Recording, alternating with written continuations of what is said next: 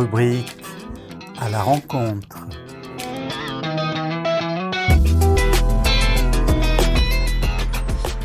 Bonjour tout le monde. Bonjour madame. Bonjour. Je suis ici avec Ambroise et Benjamin dans mon jardin. Crise sanitaire oblige, un petit peu quand même. Et donc, déjà, Ambroise, comme si on a besoin de vous présenter. Mais bon, allez-y quand même. Eh bien, moi je m'appelle Ambroise Guiverneau. Je suis primeur à Montaigu-sur-Save, au magasin Chénine. Et nous vendons à la base des fruits et légumes. Et par la suite beaucoup de choses comme du fromage, de la viande et de l'épicerie bio. Parfait. Moi c'est Benjamin Durafour et je suis le futur repreneur du magasin de Nîmes. Ah, c'est bien. Alors, quelques petites questions. Donc, vous vendez plein de produits bio. Quelle est la différence entre le bio et le non bio ? La différence, disons que dans les produits bio, ils sont logiquement cultivés sans pesticides et mauvais produits. Voilà. Alors que les autres produits ont plus peut-être de pesticides et de choses inconnues en fait, par nous en tout cas. Oui, mais selon la législation en France ou la législation du pays du produit ? La législation en France est beaucoup plus propre peut-être que la législation de certains pays. Oui. Puisque dans le bio, tous les pays n'ont pas les mêmes normes. Et donc on trouve ça fort dommage parce qu'on trouve des produits dits interdits sur du bio de pays hors du nôtre.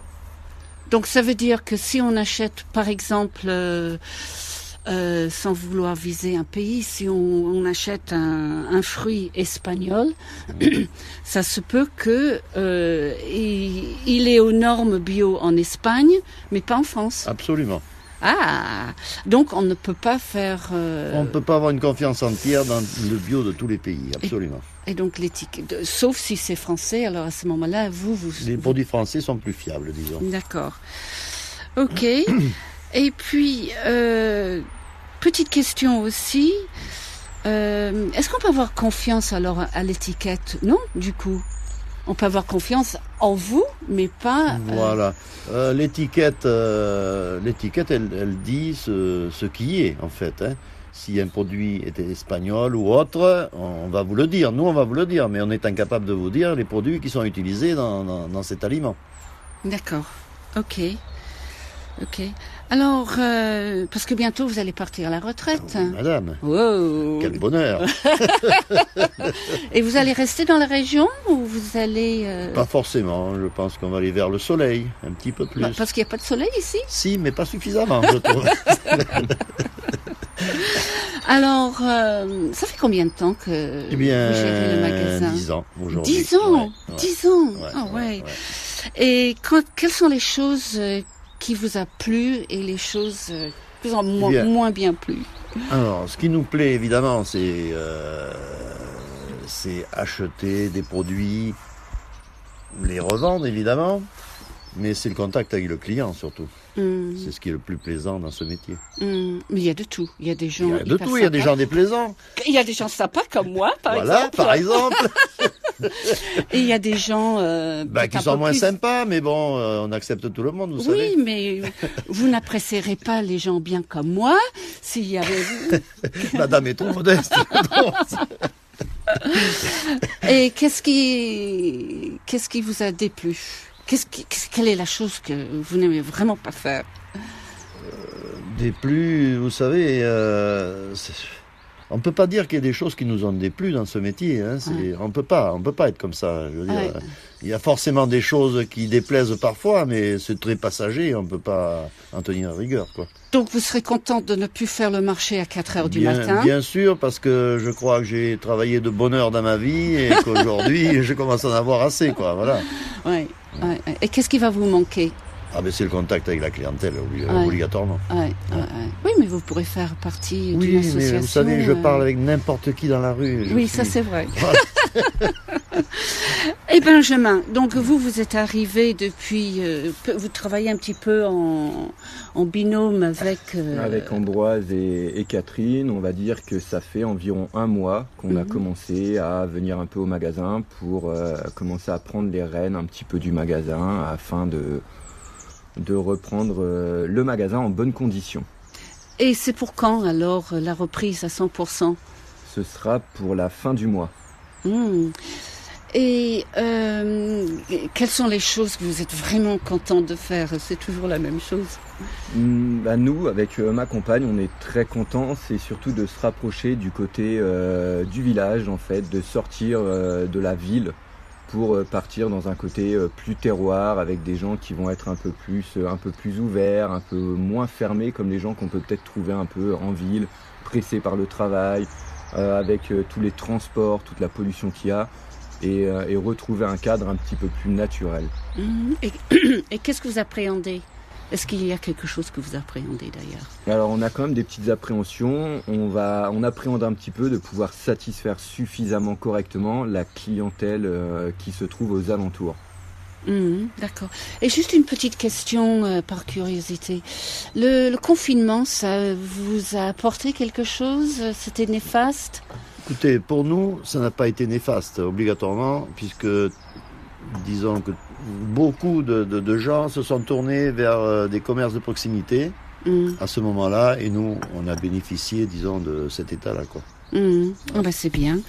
Donc, voilà, donc on va arrêter là, je pense. Je vous remercie tous les deux. Je vous en prie, chère madame. Merci à vous. C'est avec plaisir qu'on attend les bons produits voilà. Pour l'avenir. Les produits bio de l'étranger surtout. Eh bien, merci beaucoup tous les deux. Merci.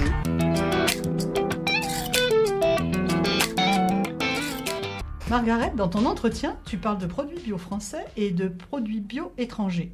Et Ambroise, notre primeur, a parlé de l'Espagne. Pourtant, l'Espagne fait bien partie de l'Union européenne. Personnellement, j'aurais pensé que nous étions sur les mêmes normes. C'est pas le cas?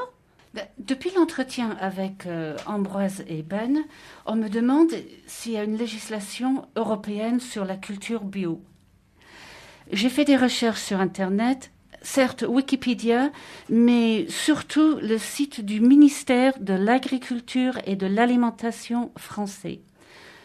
Si j'ai bien compris, le 30 mai 2018, l'Union européenne a adopté, après 4 ans de négociations, un nouveau règlement bio.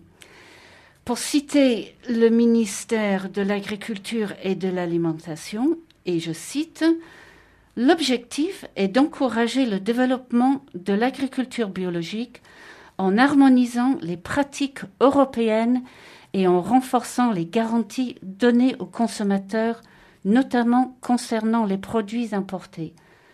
Décryptage des nouvelles mesures qui entreront en vigueur le 1er janvier 2021. » Fin de citation. Donc, dans quelques mois.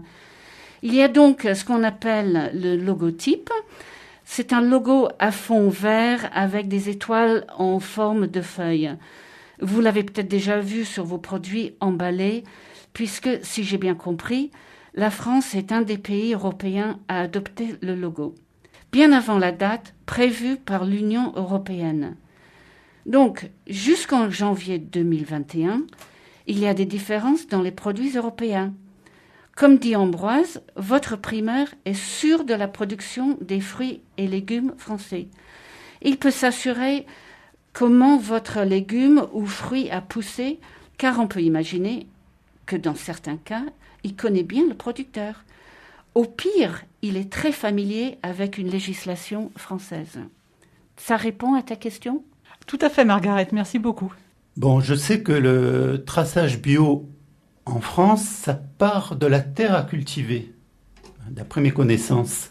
Mais on ne sait pas du tout ce qu'il en est de la part des non-européens, en tout cas à partir de 2021. Est-ce qu'on sait quelque chose pour eux ? Oui, pour la France, il faut 2 ans d'assainissement de sol après contrôle pour être agréé bio. Par contre, c'est une autre paire de manches pour un produit d'un autre pays, même européen. Il faudrait même parfois un doctorat en chimie pour comprendre l'étiquette sur le produit. Votre primeur ne peut pas vous rassurer de la qualité du produit. Il y a peu de chances que le primeur connaisse le producteur et encore, comme dit si bien Ambroise, il ne sait pas quels produits ont été utilisés. Est-ce le producteur termine ses bidons d'insecticides? Est-ce que ça fait des mois ou des années que le producteur a décidé de ne plus utiliser certains produits chimiques? Allez savoir. Par contre, il existe certains produits locaux qui ne sont pas labellisés bio et pourtant le producteur respecte la réglementation. C'est que la démarche pour l'agrément rebute certains éleveurs et il y en a même que j'ai connus. Oui, absolument. Donc pour conclure, manger local, c'est faire un choix éclairé de ce qu'on mange. C'est bon pour la planète puisqu'il y a peu de transport. Le produit est cueilli frais. On soutient les producteurs et les commerces locaux. C'est bon pour nous, c'est bon pour la région.